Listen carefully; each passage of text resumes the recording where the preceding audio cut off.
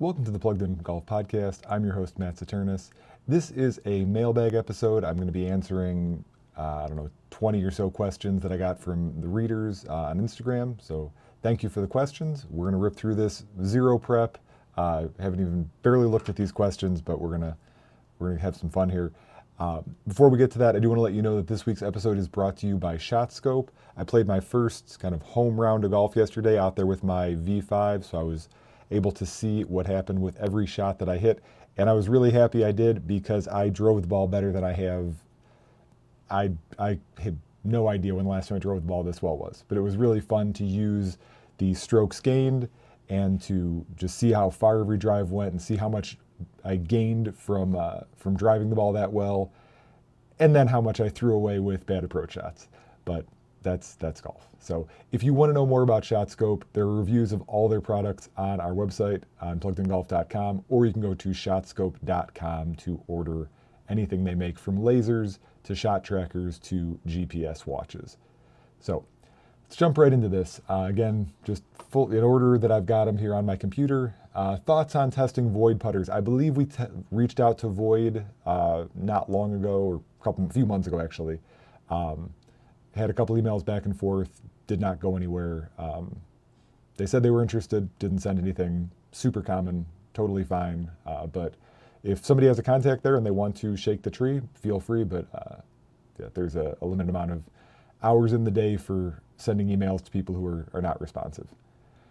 Are mini drivers for lower handicap players? RDE Cards asks, great question. I'm going to make a whole video on mini drivers. I've got it scripted out already. My short answer is, I don't think they're for all low handicap players, but I think mini drivers are better for at least a mid handicap player. Low handicap probably better, but they're definitely not for everybody. They are a niche club, a niche offering. They're super cool, but wait a couple weeks. I'm going to have a full video on this, but short answer is not for high handicaps. Yes, for some low handicap players. JT4319 with a non-golf question here, but I'm going to go with it because it's in my wheelhouse. What team do you want to see draft Cooper Flagg? As a LeBron stan, I want to see him go to the Lakers. Obviously, that's completely unrealistic. I just want to see him go somewhere that's remotely functional as an organization, like not the Hornets, where he's going to just be wasted for years. I have a friend with the Wizards, so I guess that would be fun. I have some faith in my friend that maybe the Wizards are getting better, but I don't really know. I'm enjoying the playoffs immensely. I'm not worried about the draft right now. Jay Gemin, hopefully I'm saying the name right. Aside from launch numbers, how hard is it to compare one club versus another, or new model versus previous model? Really interesting question. I would say if you're a careful reader of the site, you know that numbers are really not, I'm not going to say they're not a big thing for me, but they don't change a ton for me. I've always said that I'm not a great player, but I know how to make a lot of different things work because I've spent 15 years testing all kinds of different equipment. And so I can kind of figure out anything and make anything look okay. So I don't think it's that hard, honestly, for me at this point. I think it's just looking at some key things. I know what I'm looking for. I think that's what I would say is I know what I'm looking for, so it's not that hard. I know that I'm looking for, is this forgiving? Is it high launching? Is it high spinning or low spinning? Is it biased in left or right, draw or fade? Comparing one generation to the next, as I've said many, many times, and I will continue to say because I think it's true, the improvements from one generation to the next are iterative. They're not going to be night and day. You're not going to see one generation blow the next out of the water in almost any situation. So it's just trying to figure out what was tweaked, or was anything tweaked? Are there any noticeable differences in, say from the QI10 to the QI35? Just top of mind because I just did the fairway woods and the hybrids. They kind of stuck to the same playbook, TaylorMade did. And that's smart because I really think they had smart differentiation between the products. I think the products were really good at what they were supposed to do. So I noted the differences in terms of looks and feel and maybe some modest performance differences. And that was it. So it's not difficult for me to do.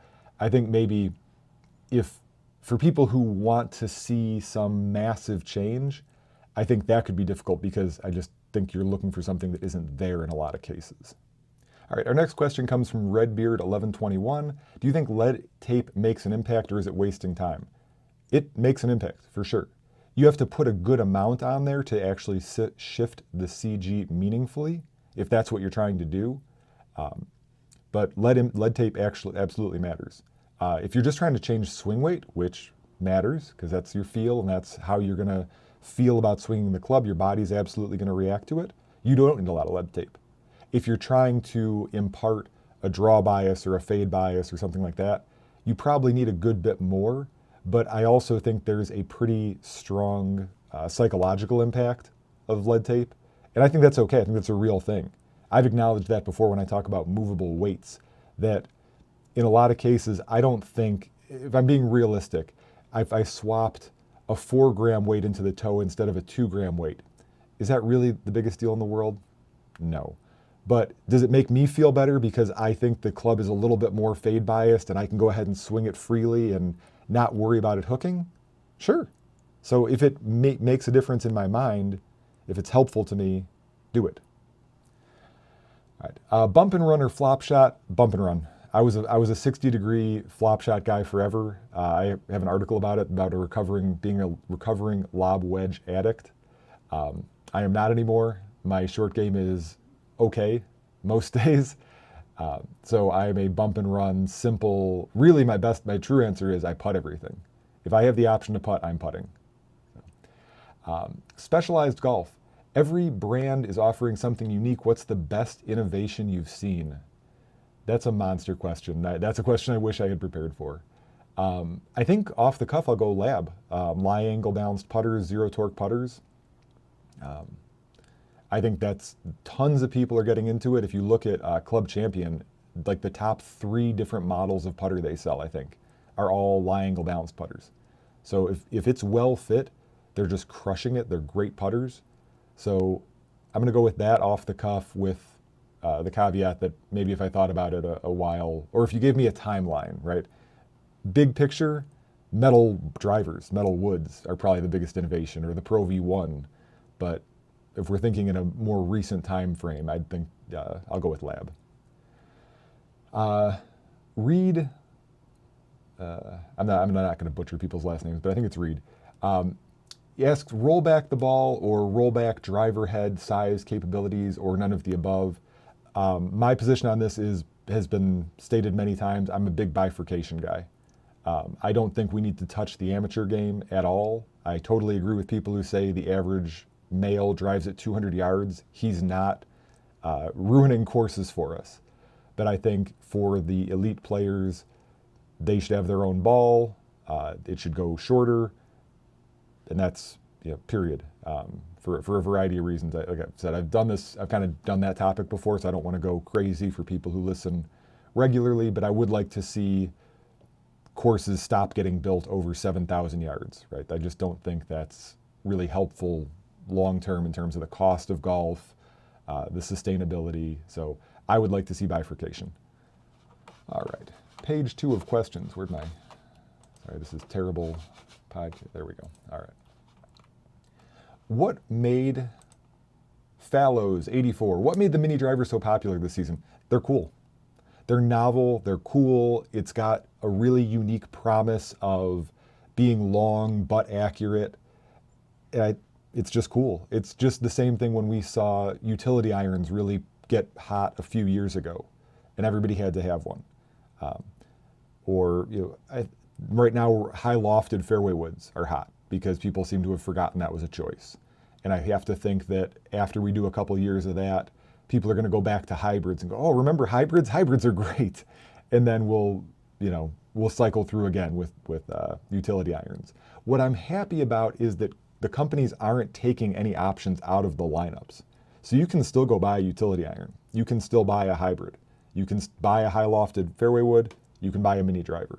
So I love options because I'm a fitter and I think that fitting matters and finding something that works for you is really the key. So Yeah, but that mini drivers are popular because they're cool. A golfer builds club. Do hard-stepped irons cut to standard length always launch lower? You've used the magic word there, always, so no. Easy no. Anytime you say always or never in golf, the answer is just no. There's too much personal variability. Any fitter who's any good will tell you they've seen it over and over. They'll give a guy an X stiff shaft, he's playing regular. They give him X stiff and he launches it higher, right? It's not common, but it happens. So you can't say always. You've got to go try it. It's why I'm super annoying to everybody in the comments section. And I say, please go get fit. Figure out for yourself if this actually works for you. How much do different bounces for wedges make a difference in playability? They can make a big difference. So I tested the JP wedges not too long ago, and I noted in that review, the difference between his low, mid, and high bounce is so much bigger than anybody else's. It is, if you can't feel the difference between those three, I don't mean to be rude, but like you haven't spent much time with golf equipment, I guess. So, but with a lot of these companies, they'll have a high bounce at 12 or 14 degrees, and they'll have a low bounce at 4 or 8, but they'll do things to kind of equalize those differences. So they're really not as stark as you might think. So wedge soles in general, the grind and the bounce, make a big difference, but just looking at the number, I would be a little skeptical that, oh, well, I got more bounce. That's magically going to mean X, Y, Z. Heiner 550 asks, what's your all-time favorite driver and irons that you've ever played or reviewed? So the stuff in my bag is the stuff that's the best for me right now, my PXG 0317T irons, and right now some ping driver. We're working on that. But emotionally, my ping blueprints, those irons are my favorite. I love them.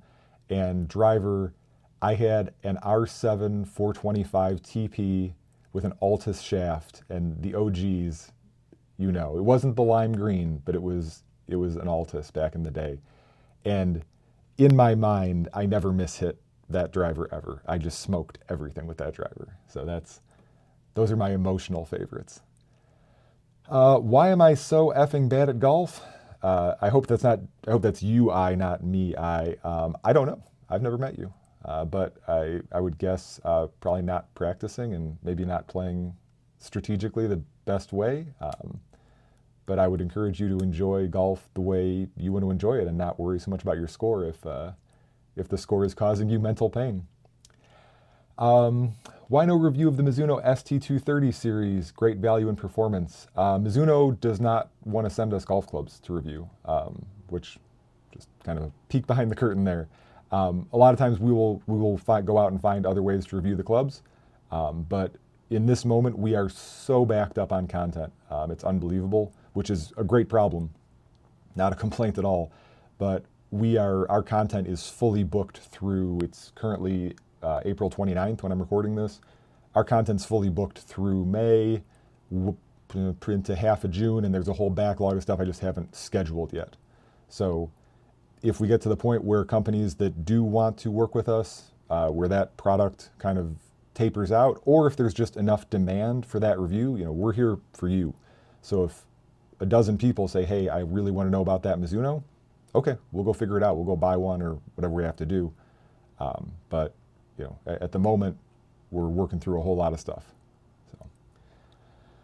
So, Jason Lebo, cool polo. I'm not sure what I was wearing when I took this picture, but thanks, or what that was related to. What is your all-time what's in the bag if you can't choose any new clubs? Well, I just gave you a couple. My blueprints, my R7 425, wedges. I don't know what's new, but probably some Vokeys, old Vokeys. I think some SM4s were like my first good wedges, so that would be way up there for me. Pro Medio Golf, any changes you would make to improve the recreational golf experience? I could do a whole separate podcast, honestly, and maybe I should. Biggest thing is pace of play. Single biggest thing. Everybody I talk to, regardless of handicap level, regardless of ability, they want to play faster. They don't want to go to the golf course and not know, are they going to be home in 5 hours? Is it 4 hours? Is it 6 hours? It's intolerable. And I have what I think is a really good solution. I've put this out before. I'm going to keep putting it out there until somebody does it. Golf courses should differentiate themselves. If you live in an area where you are lucky enough to have a bunch of golf courses, and, if you are a golf course in an area with other golf courses, let's say it that way, you should decide, I'm going to separate myself from other courses by being the pace of play golf course. We are going to have rangers. We are going to chuck people off this golf course for being out of position. We are going to guarantee you a 4-hour round, and we are going to move people through. We're going to charge a premium because we're going to space those tee times out at 10 or 12 minutes, not 8. 8 is stupid. Okay? Let me not, stutter at all. Let me say that again for the people in the back. If you put your people out every 8 minutes, put foursomes out every 8 minutes on a golf course, that's ignorant behavior. I understand why, because you're just counting money today, but it's a crappy experience for everybody. All right? Nobody's getting through every hole in 8 minutes. Recreational golfers are not getting through every hole in 8 minutes. There are also plenty of things that golf courses could do to speed up play without being as aggressive as I would be. Stop growing up stupid high rough, like knee-high rough, in areas where people slice their drives into. Get all of that tall rough away from the greens. People are gonna miss greens. Stop making them lose balls there. Right? I don't have a problem with lost balls. You wanna put water hazards in places, fine. But the cool thing about a water hazard is you see the splash and you don't go look for it. But the tall grass, people waste their time looking. It is a killer. Somebody made this point to me the other day, or just said it in this particular way, which I thought made a ton of sense. Said, look, you can have a whole bunch of groups. Everybody's playing on perfect pace. They're doing exactly what they should. But I think you're entitled to, a few minutes. I think it's 5 minutes, maybe it's whatever it is. You're entitled to some amount of minutes to look for a lost ball. So if you lose a ball and you go use that full time, you're doing what's in the rules, I guess. But now you've set this cascade back where everybody's now pushed back 5 minutes. And that happens to 2 groups, or if that happens to every group one time, by the time you get back 10 groups, you've lost damn near an hour. So you can tell, I care a lot about pace of play. It is a hobby horse for me. The other thing is cost. And I know I just said people will pay more for faster golf courses to play faster. I think that, again, another way to differentiate would be to have a course that is affordable. And say, look, maybe our course is not the greenest. Maybe we don't have flowers all over the place. Maybe we don't have rangers, or maybe the course isn't the longest. Whatever it is, right? There's all kinds of different ways to cut back on cost a little bit and make the thing more affordable. And I think especially courses that are municipally operated, that are funded by the park district or whatever, why are those, in my area, why is a park district golf course an $80 round of golf for residents who are already paying taxes to support that course? That should be a feature, a benefit, an amenity for the residents who are paying taxes there. So obviously, again, apologies for getting up on my soapbox and getting angry about that, but those are a couple of things I feel really strongly about that I just think are just not good for golf in the long term. Because I think it's really hard to get people to try golf when they know it's going to be 4 or 5 hours. I told somebody that recently, a non-golfer, like, oh, how long does it take to play golf? I said, 4 hours if you're lucky. They go, what?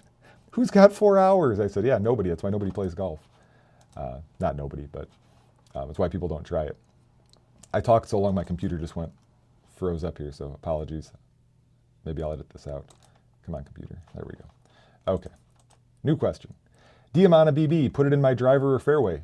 Why not both? It's a great shaft. Yeah, put it in both. Will Duke win the men's basketball championship next year? Jay-Z, T-Bay? Obviously, I hope so. I hope so every year. I hope I have to, take my Mackenzie bag and have him stitch another year into there of championships. So yeah, this was a tough year. Matthew Hassinger, As much as club heads have changed, is there really any way to advance shafts? Yeah, materials. The materials make a big difference. The design makes a big difference. The manufacturing techniques make a big difference.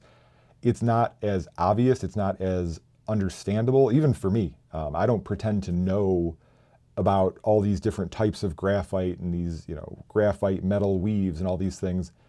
But I go out there and I hit these shafts and I know that over time we're getting low spin, stout, stable shafts that feel better. The stable shafts are more stable, they're more consistent. The active shafts are more stable, more consistent. So everything is getting better. It's just probably not as obvious as it is in club heads, or again, not as intelligible. I think for a regular golfer, and I consider myself a regular golfer, I'm not an engineer, I'm not a materials expert. We can appreciate why does CG do things. We can appreciate adjustability, but I think the shaft improvements are a little harder to get our hands around. Jason Bork, apologies. Do you ever see black irons becoming the main version, like only color at launch? No.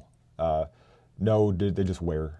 I don't think they're ever going to want, and I don't think enough people are ever going to want a club that looks worn in that way. Just the same way I don't think raw irons will ever be the stock option. Some people like it, and that's cool. I like it, but no. J.K. Salazar, are you planning any outings in the Chicagoland area this summer? Not as like a big outing thing, no. No. We could talk about that. We've tried to do merch in the past. We've done a couple things with where we tried to sell plugged in golf merch. I have come to the conclusion I could not sell ice water in hell. So my interest in trying to plan an event and get people not only to give us money, but all coordinate the same day and go do a thing together is nil. If I'm just being honest, I really love creating the content. I love interacting with people, whether that's on social, in the comments, whatever it is. But yeah, there's a limited amount of hours in the day. I'd rather spend it making content than trying to plan an event that may or may not work. I guess like anything else, if 30, 40 people sent me an email over the course of a week saying, hey, we live in Chicago, or we'd fly to Chicago, we desperately want to do an event, yeah, okay, I'll figure it out. But until that happens, I will say no to the events. So, well, that was great. I enjoyed that. Hopefully you guys did too. I'm just going to double check here. Yeah, I believe I got them all. So thank you to everybody who sent in a question. We'll be doing as many of these as you guys want to send in questions for. But we're going to keep putting up more videos on YouTube. So keep checking our YouTube channel. We've got something really amazing coming out in the next few days, hopefully the next few days. So that's a little sneak peek. And next week we have a great podcast with the founders of O & Co Putters. So check out that. That's one you're going to want to watch on YouTube because they're going to show you some stuff. So thanks for listening. Please like, rate, subscribe, do all that stuff to help out the channel. And we'll be back next week with another episode.